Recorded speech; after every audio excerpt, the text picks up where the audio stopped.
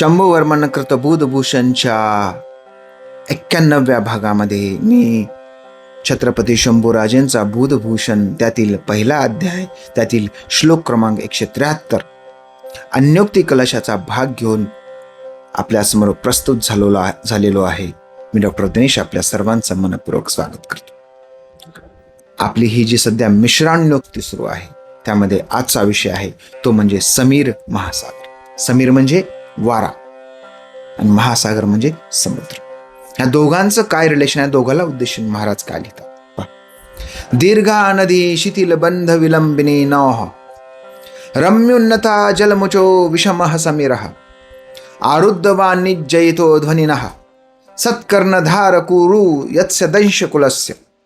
दीर्घा नदी, दूरून आलेली नदी, शिथिल बंधनी विलंबिनी, आणि जेव्हा ती समुद्राला मिळते तेव्हा ती काय होते, संत होते. सुरुवातीला किती जरी जोरात आकारा विकारा रूप धारण करून जरी येत असली तरी समुद्राला मिळताना ती काय होते, शांत होते. त्यामध्ये नौका विहार करू शकतात. रम्योन्नता जलमुचो विषम समीरः, या उलट समीराचा आहे, या उलट वाऱ्याचा आहे. आणि जेव्हा वारा वाहतो तेव्हा हीच नदी काय करते, आकाराळ विकराळ रूप धारण करते. आरुद्धवानी जयतो ध्वनिनः सत्कर्णधारू यत् सदंश कुलस्य. आणि मग ही नदी वाहताना जेव्हा त्या नदीच्या उलट वारा वाहू लागतो त्या आकाराळ विकराळ रूप धारण करते. मोठमोठ्या लाटा तयार होतात, सगळीकडे काय होतो, गोंधळ उडतो आणि मोठा आवाज त्या ठिकाणी होतो.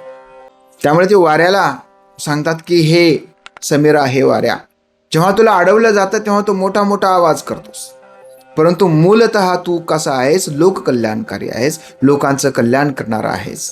कसा लोक कल्याणकारी आहे, हा जर वारा नाही वाहिला तर मग समुद्रावरचे ढग इकडे कसे येतील. त्यामुळे मूळतः तो जो आहेस तो कल्याणकारी आहेस, लोकांचं चांगलं करणार आहेस.